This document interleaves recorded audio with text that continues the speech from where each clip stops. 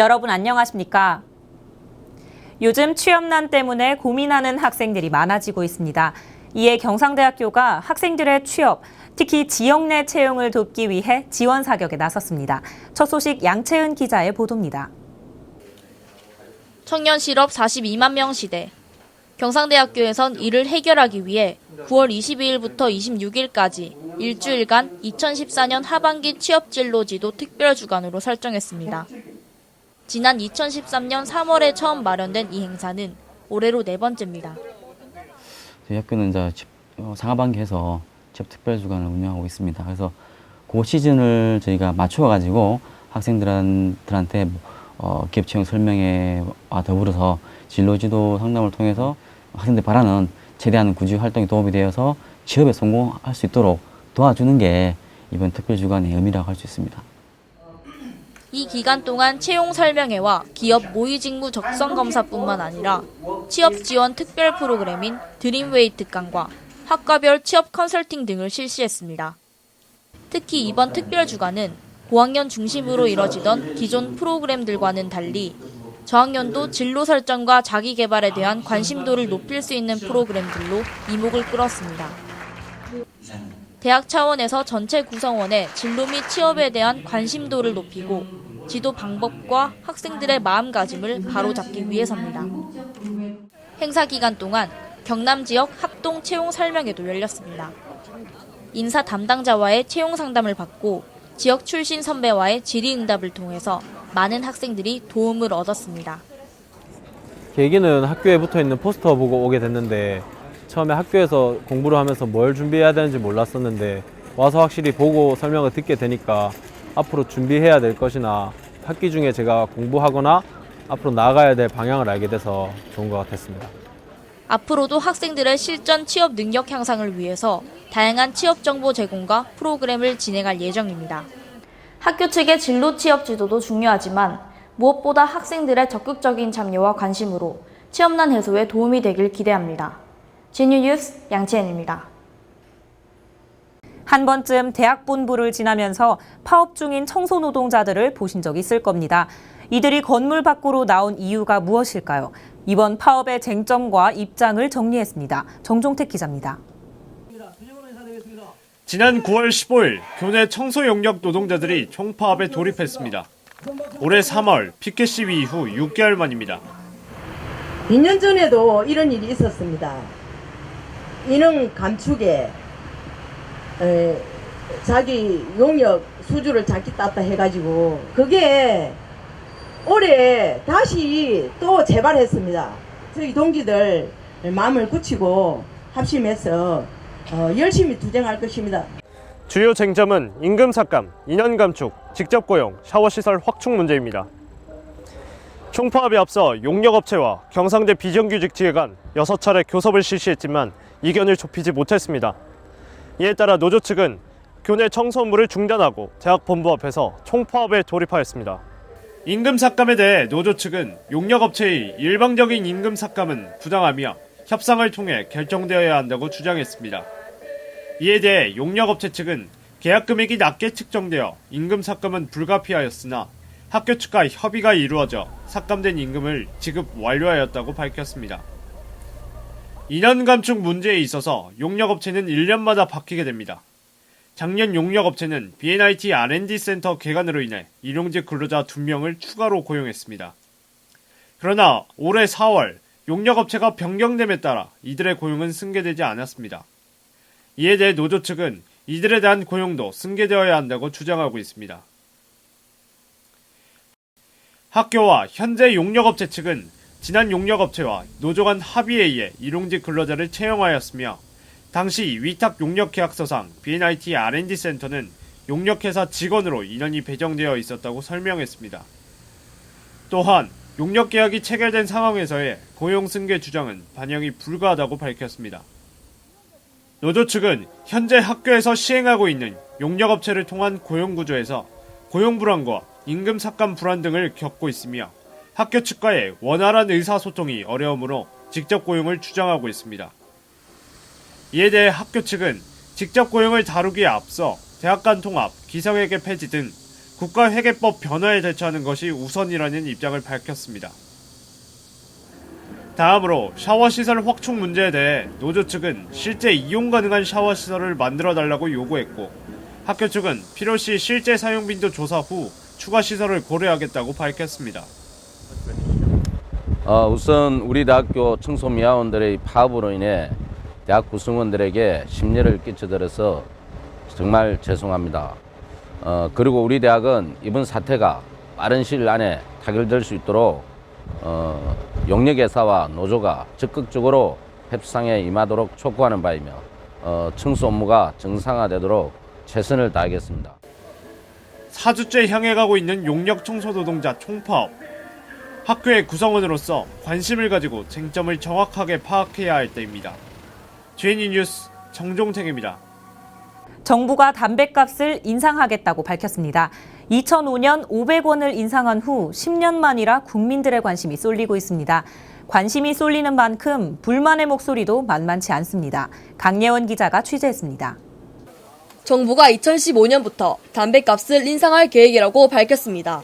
흡연자들의 흡연율을 낮추기 위해서는 담뱃값 인상이 더 효과적이라고 생각했기 때문입니다. 만 19세 이상 남녀 1000여 명 중 흡연자들을 대상으로 설문조사한 결과 담뱃값을 올리는 것에 대해 62%가 반대했고 34%가 찬성했습니다. 너무 좀 갑작스럽게 2,000원 올려버리면 뭐 솔직히 피는 사람들이 계속 피겠지만 뭐 학생들이 이제 주머니 사정이 얇으니까 좀 많이 큰 부담이 되지 않을까 싶습니다.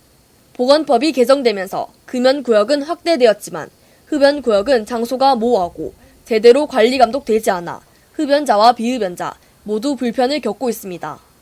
저는 담배를 피지 않지만 담배가스 인상하기보다는 금연구역을 확장하는 등 다른 방법을 생각해보는 것이 더 효율적이라고 생각합니다. 가격 인상이 확정되면 내년 1월부터 2,000원가량 높아질 것으로 보입니다. 국가는 담뱃값으로 세금이 채워지면 서민을 위한 금연 정책을 더 많이 실행하겠다고 밝혔습니다. 단계적으로 담뱃값 인상이 확정되어 가는 가운데 국민들의 의견을 적극 반영해 합의를 이끌어내길 기대합니다. GNU 뉴스 강연입니다. 다들 스마트폰 한 번 쥐게 되면 오래 사용하시죠? LCD에서 나오는 빛을 오래 보게 되면 눈 건강에 유해하다고 합니다. 왜 그럴까요? 문채린 기자가 알아봤습니다. 전자기기의 화면을 선명하게 하는 푸른 계열의 빛, 이를 블루라이트라고 부릅니다. 빛은 크게 적외선, 가시광선, 자외선 세 가지로 나뉩니다. 가시광선 중 푸른 계열의 빛을 블루라이트라고 합니다. 자외선과 인접해 있으며 파장이 가장 짧아 망막을 넘어 주요 시력을 담당하는 황반에까지 영향을 줍니다. 푸른 계열의 빛은 화면을 더욱 선명하게 하기 위해 사용됩니다.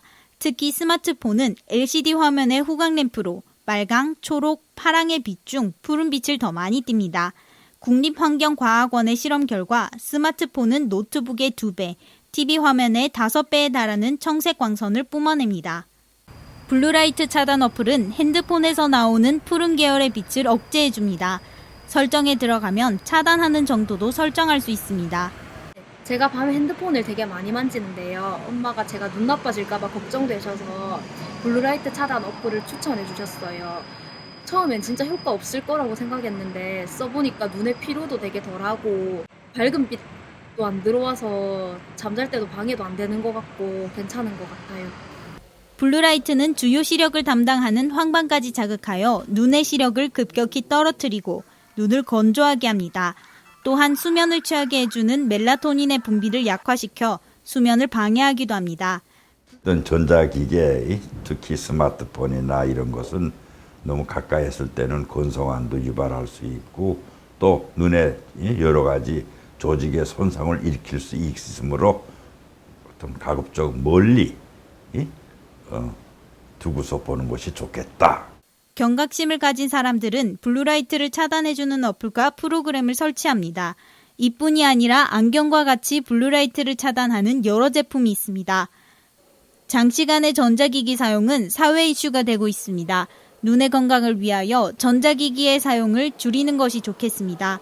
GNU 뉴스 문채린입니다. 다음은 GNU 뉴스 주요 단신입니다.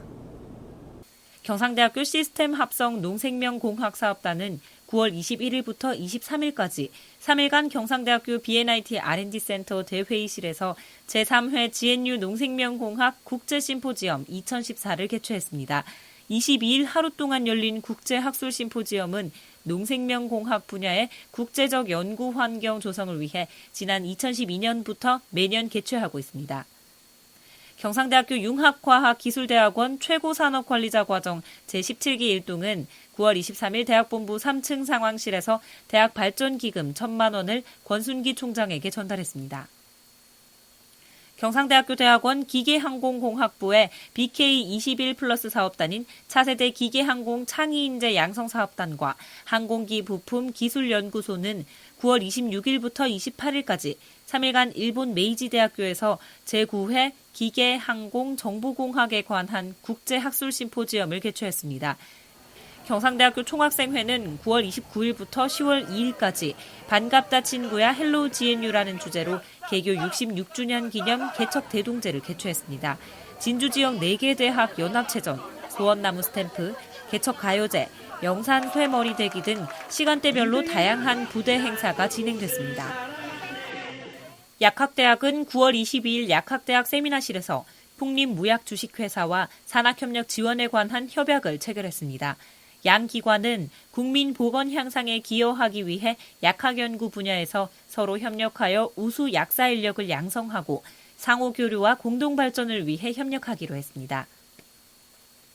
학교도 나라도 크고 작은 찬반 논쟁이 끊이질 않습니다. 힘을 합쳐 거리로 나서기도 합니다. 충분한 논의가 없어 공감대를 만들지 못하니 개혁다운 개혁이 없습니다. 뭐든 진짜다운 개혁을 위해 소통이 필요해 보입니다. GNU 뉴스 마칩니다. 고맙습니다.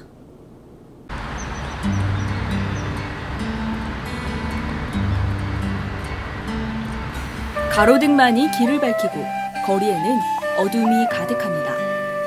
모두가 잠든 조용한 새벽. 새벽을 밝히는 사람들의 모습은 어떨까요?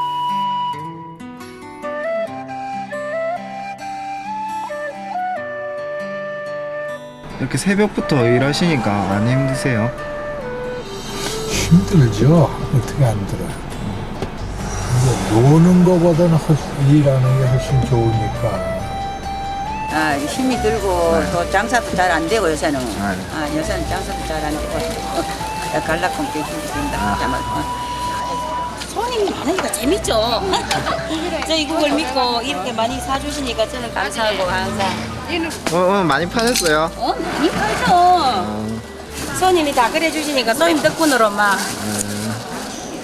그냥 그대로 잘 되고 있어요. 너무 감사한 일이죠.